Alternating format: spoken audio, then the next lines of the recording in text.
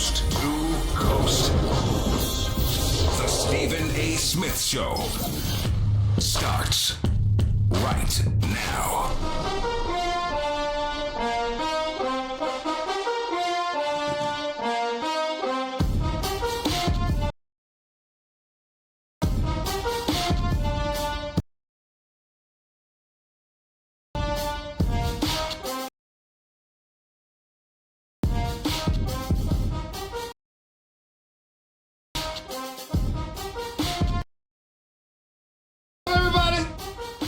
Welcome to the latest edition of the Stephen A. Smith Show, coming at you as I love to do every weekday over the airways of ESPN Radio and ESPN News. 250 plus markets across the United States of America, plus ESPN Radio on Sirius XM Channel 80, plus ESPN Radio. Simulcast over the live national television airwaves of ESPN News. Number to call up as always is 888-SAY-ESPN. That's 888-729-3776. The Stephen A. Smith Show is right here with you. Need seats to a game? Download the Vivid Seats app and enter promo code CHAMPS at checkout to get 10% off your first order.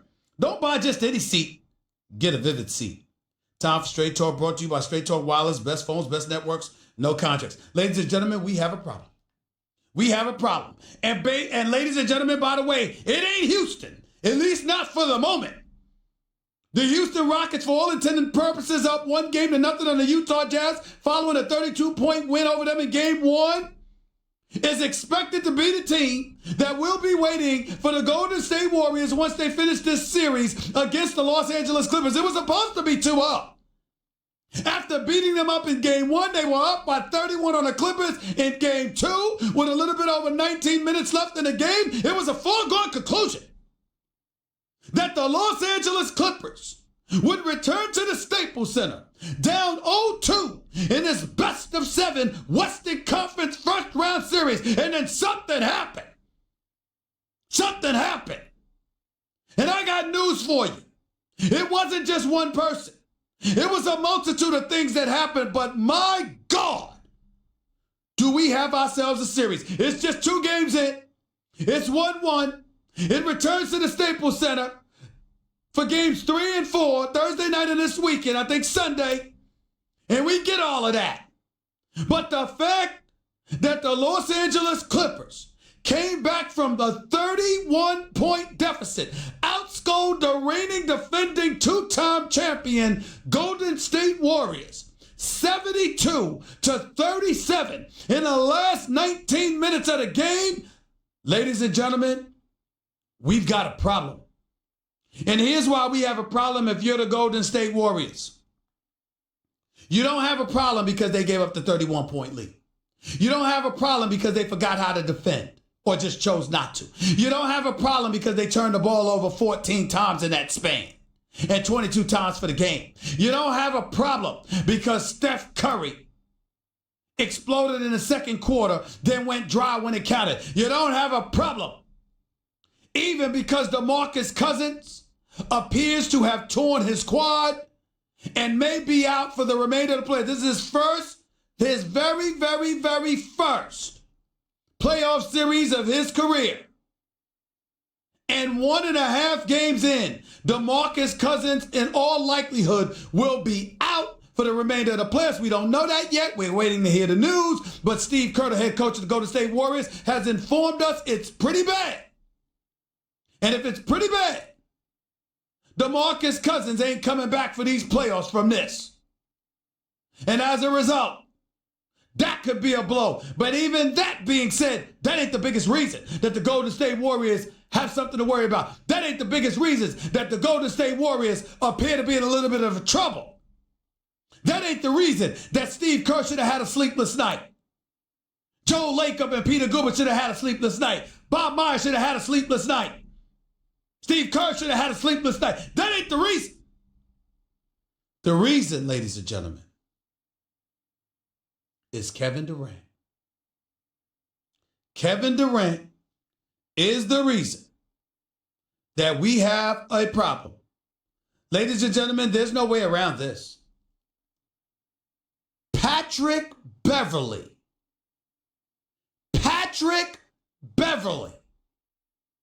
the defensive ace against point guards in this league. A defensive ace against point guards for the Los Angeles Clippers. That Patrick Beverley shut down Kevin Durant last night. Shut down a guy about 9 to 10 inches taller, universally recognized not only as one of the greatest players in the game, but one of the greatest players and unquestionably one of the greatest scorers in NBA history. That Kevin Durant that I'm talking about right now is being shut down by a dude in Patrick Beverley that has spent years just trying to validate that he belongs in the National Basketball Association. Patrick Beverley, that guy, 6'1", 185 pounds, out of the University of Arkansas, a second-round pick, 42nd overall in the 2009 NBA draft, that spent his first 5 years playing in Houston alongside James Harden, that is now a member of the Los Angeles Clippers, who has never averaged more than 12 points in his career, who spent this season averaging 7.6 points per game, only starting 49 of the 78 games he played this year. That Patrick Beverley, who, by the way, the 12 points that he averaged last year was in only 11 games that he played due to injury.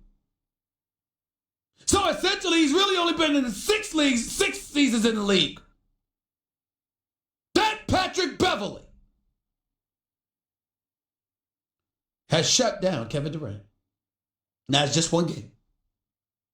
Let's not lose perspective here.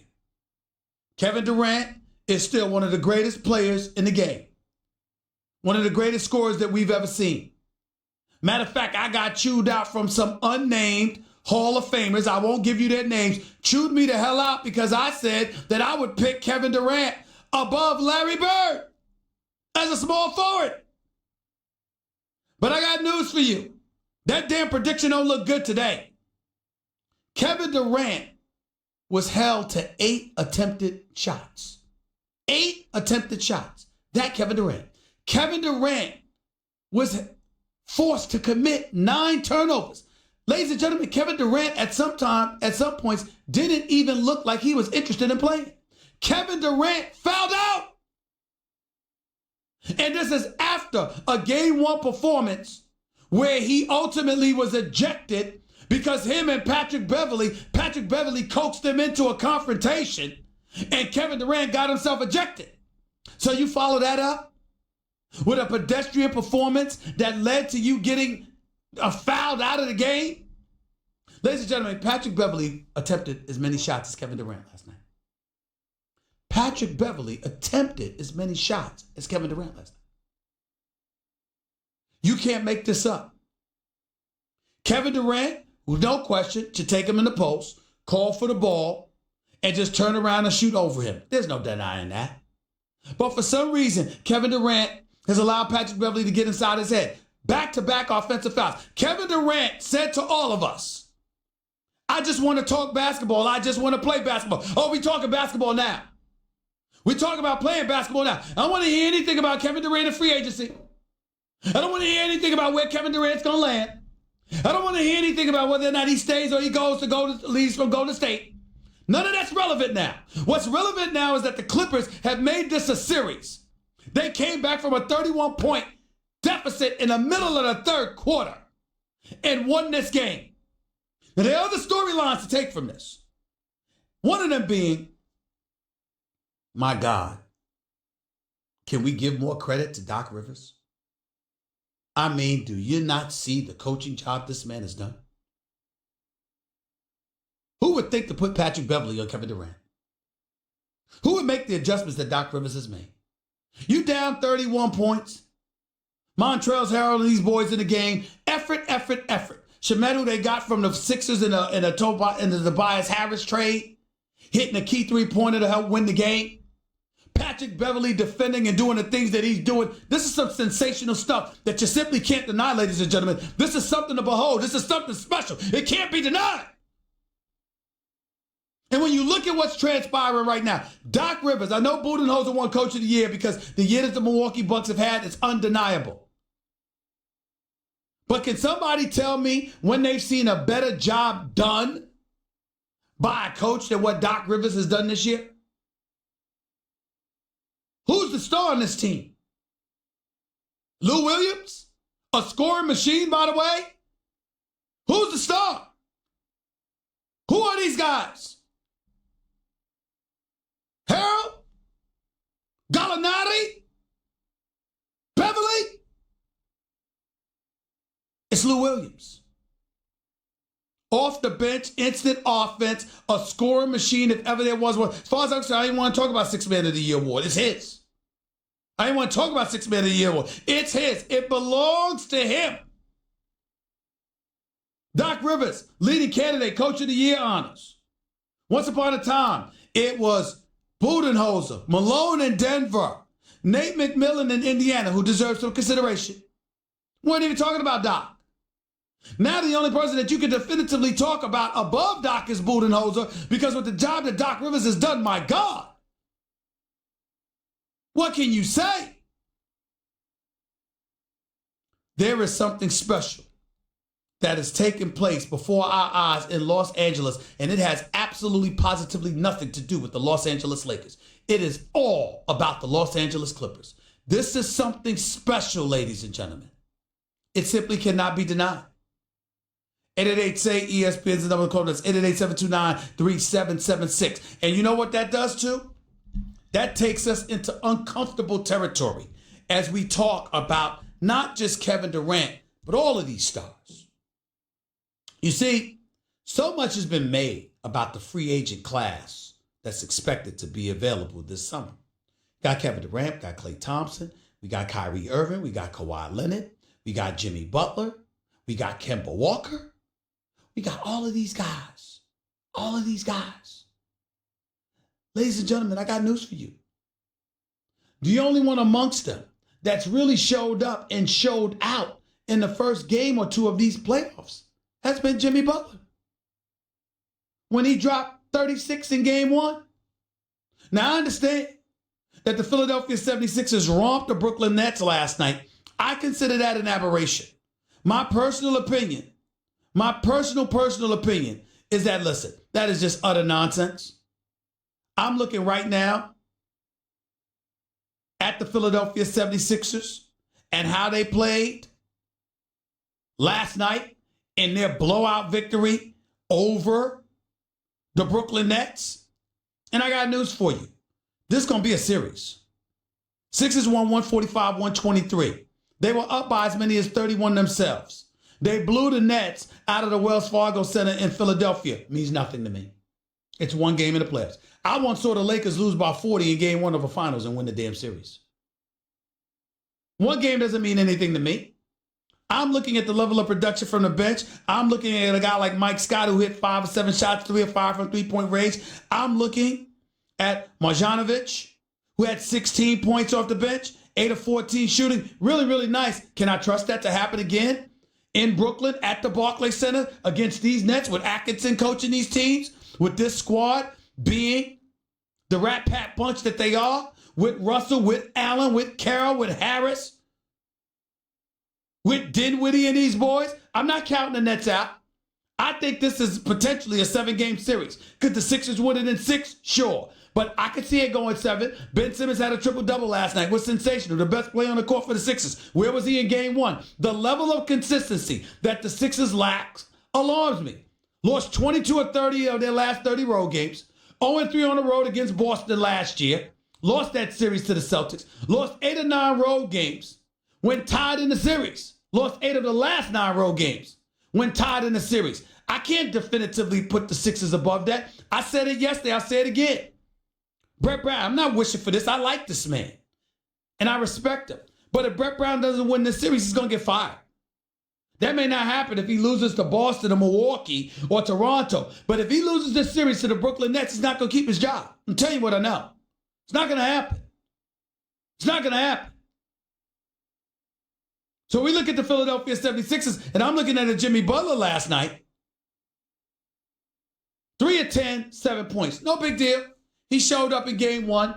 Yesterday was the time to get others involved. No big deal. But the point that I'm trying to make to you is when you think about the marquee free agents available this summer, you're not thinking about Jimmy Butler.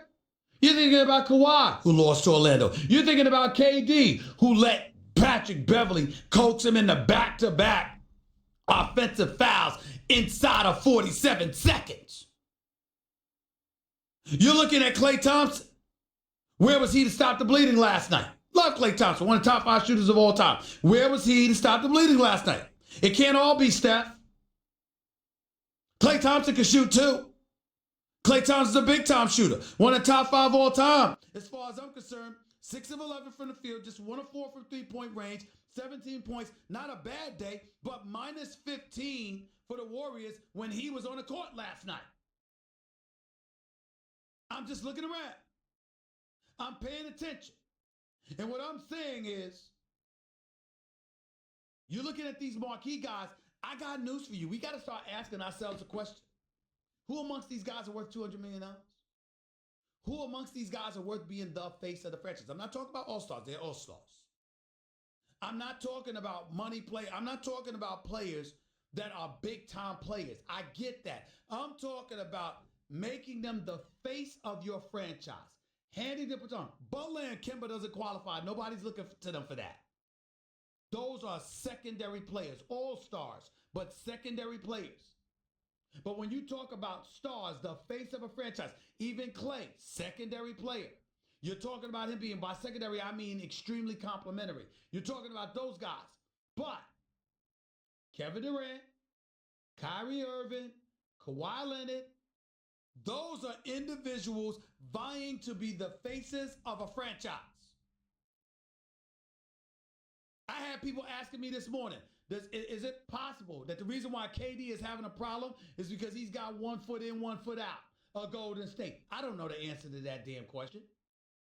I know this much. I trust KD enough to believe that in pursuit of a championship, he ain't thinking about, oh, let me get the hell out of Golden State. He's thinking about winning 16 games to win a championship. That's what he's thinking about. I'm not going to disrespect him by implying that winning is not his priority. I don't believe that about Kevin Durant. I think it's far more sinister than that personally. I think the real problem with Kevin Durant is that a Hall of Fame pest, which is what one writer called Patrick Beverley, has taken him out of his game and gotten into his head. I think Kevin Durant, if it were anybody else other than a mega star in the NBA, that's different. But if you're Kevin Durant, think about this, because I don't think it's going to happen, but just think about this nightmarish scenario for Kevin Durant for 1 second. The Warriors somehow lose this series to the Clippers, which nobody thinks is going to happen, including me. And Kevin Durant continues to play this way. Or even if the Warriors win, it's because Steph Curry and Klay Thompson come to the rescue and Draymond Green and those boys. But Kevin Durant is nowhere to be found because Patrick Beverley took him out his game. You got to remember, you ain't going to find too many people that love Patrick Beverley more than me. That brother's like a little brother to me. I love this man. And I love the fact that he's doing what he's doing and he's in this league making a difference for himself and his team. Patrick Beverley is a special kind of dude. I know him personally. And he's a special kind of dude that I got a lot of love for. But ain't no way in hell he's supposed to be doing this to Kevin Durant. It is a blemish on the career of Kevin Durant if he allows this to continue. You can't beat Kevin Durant and LeBron is home watching the playoffs. And Kawhi is in the Eastern Conference. He ain't playing for the San Antonio Spurs and you going up against him in the playoffs. No, this is Patrick Beverley. Patrick Beverley ain't supposed to be doing this to Kevin Durant. And as great of a defensive player as Patrick Beverley is, and he is great, nobody is going to be talking about Patrick Beverley's defense. They're going to be talking about Kevin Durant getting rattled. That's going to be the storyline. He's got to change it now. Not tomorrow. Not next week. Not next series, rather. He got to change it next game. And the game after that, you are Kevin freaking Durant. We've been having conversations about you being the best player on the planet Earth. Now suddenly that conversation's out the window. Because Kevin Durant being skinny and tall, with Patrick Beverley being 10 inches shorter, able to leverage and get under him, is causing problems. Couldn't do that to LeBron, not that truck. LeBron 260 pounds. This wouldn't work. A matter of fact, I don't think Doc Rivers would put Patrick Beverley on LeBron. Because LeBron would just back him up. Too strong. Got a problem, y'all. Kevin Durant's got a major, major problem. Because here's the reality of the situation, y'all. If you're the New York Knicks, you've been so moribund, so pathetic, so perpetually bad. Of course you'll be happy to get Kevin Durant. Who the hell are you to turn him down? Kevin Durant's one of the elite players on the planet. But you'll do it with apprehension if this man goes out with Patrick Beverley doing this to him. Because it will make you question whether or not he can handle being the face of a franchise. 1 minute you're barking at the media. Another minute, you can't control yourself against Patrick Beverley. That doesn't speak to fans as you being the face of a franchise who we give the ball to and say, take us to the promised land. It just doesn't. Somebody has to tell Kevin Durant that, so I'm doing it because I believe in him. I believe he's that kind of superstar that can rebound from this and will rebound from this. But you're damn well better. You're damn well better. 888, say ESPN. It's 888-729-3776. We'll get more into these playoffs. Plus, we'll talk about Russell Wilson becoming the highest paid quarterback in the National Football League. I think he deserves his money, but I don't think any quarterback deserves to be paid on an annual salary basis more than Tom Brady. I just don't believe that, period. But I'm happy for Russell Wilson, even though I didn't like your Instagram post with you and your wife. That's y'all business. You don't need to be in your bed. To hell with your bedroom. You had us in your bed. Do we really, really need to see that? I really don't think we need to see that. Privacy, my brother. Privacy. Okay? That's just me. 888, say ESPN. It's 888-729-3776. That was Straight Talk Wireless nationwide coverage on America's largest and most dependable 4G LTE networks. We'll be back with your calls and more in a minute, so don't touch that dial. It's the Stephen A. Smith Show.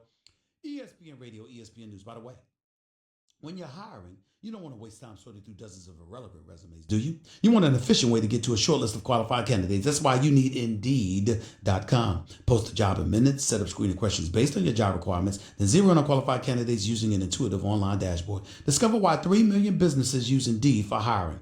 Post a job today at Indeed.com/hire. Search for greatness. Search Indeed.